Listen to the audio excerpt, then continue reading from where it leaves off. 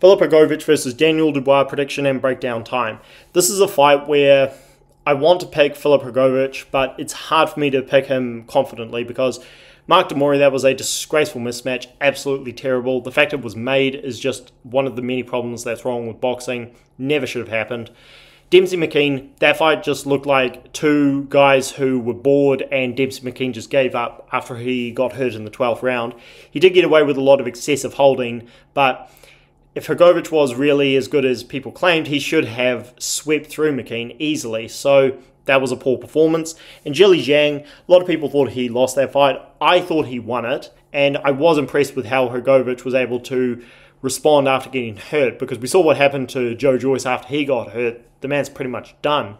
But when Hrgovic got hurt, he was able to respond, like a champion. And also, one thing that needs to be pointed out is the first round of that fight should have easily been 10-9 Hrgovic, but last 10 seconds, Zhilei Zhang throws a right hand, his glove ends up behind Hrgovic's head, he pulls him down, and the referee gives him an 8 count. I mean, that was awful refereeing.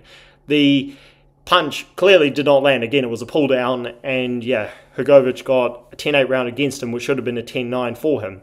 So, yeah, I don't think that performance was really as bad as people claim. Hrgovic was always going to... I know a lot of people didn't favour Zhilei Zhang to look good because he had looked poor against Jerry Forrest before that, but in the end, he's proven to be a lot better than we thought. And Hrgovic, even though he has underperformed up until now, his recovery skills have, proven to be that of, somebody who can perform at this level.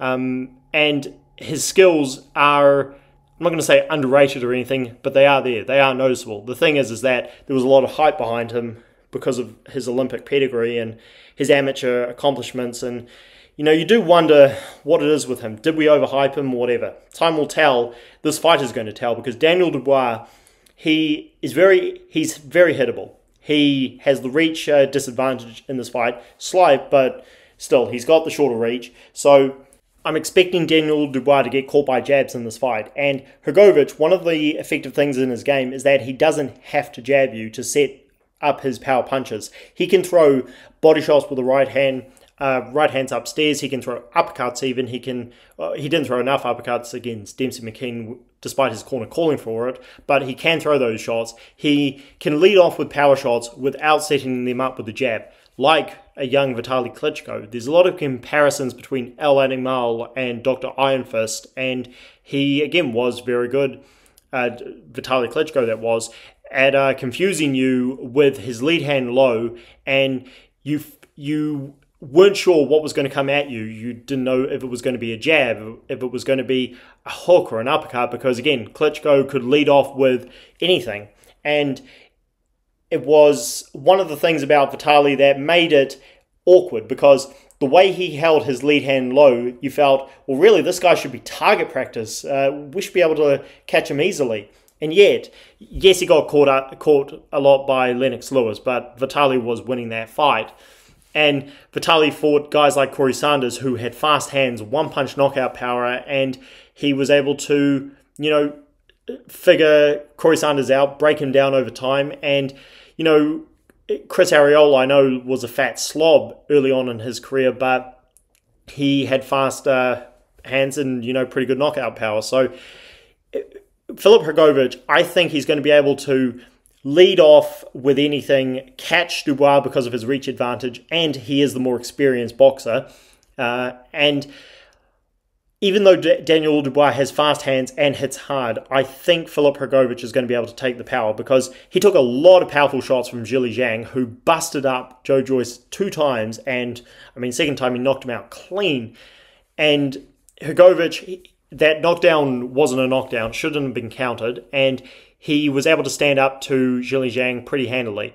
Now, Dubois being in his 20s, he has much faster feet than Zhilei Zhang, who moves like a glacier. So is Hrgovic going to be able to get out of the way of Dubois if he catches him and he starts walking him down?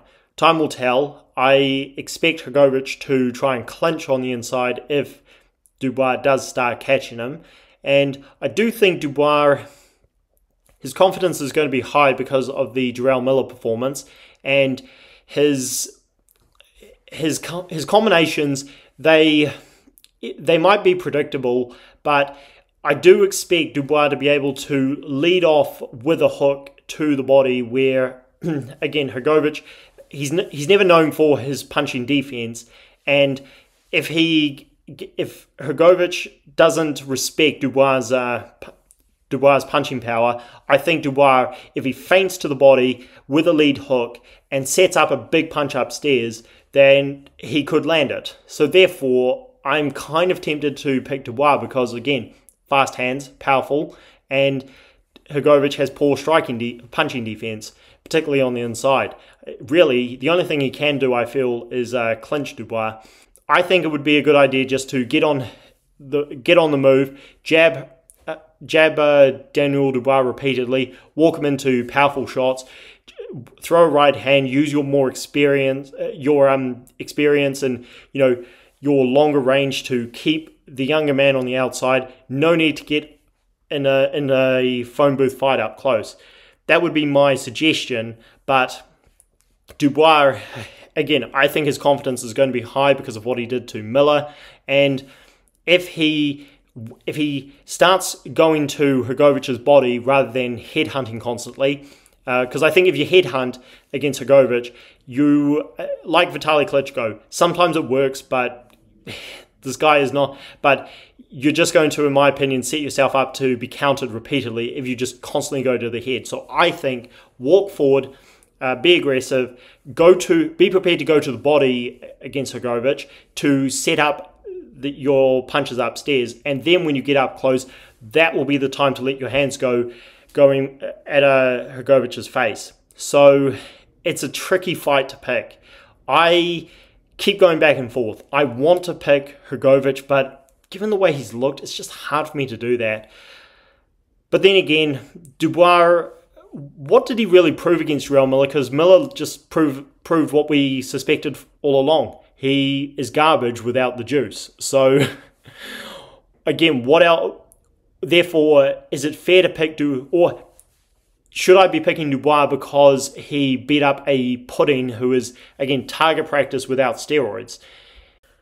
So it's really hard to pick, but I've got to pick somebody. So I'm going to go with Filip Hrgovic to win by, I'm going to say, decision. I would not be shocked if he starts busting Dubois up and maybe gets him out of there, but in the later rounds. But based on his track record, meaning Hrgovic in his recent fights, in the end, I just need to pick him to go to the distance because, again, of the lack of ambition and everything he showed. So Dubois, he's got a chance if he's able to get up close, but I'm going to pick Filip Hrgovic, and this could be a standout performance for him. So we'll wait and see. Let's hope Hrgovic proves that we were correct to hype him up as much as we have after the amateurs when he entered the pros. And let's hope Daniel Dubois shows up and, has improved after that win over Miller. Let's just hope for a good fight. Drop your thoughts down below, guys. Who are you picking and why? Like the video and subscribe to the channel for more. As always, catch you guys later.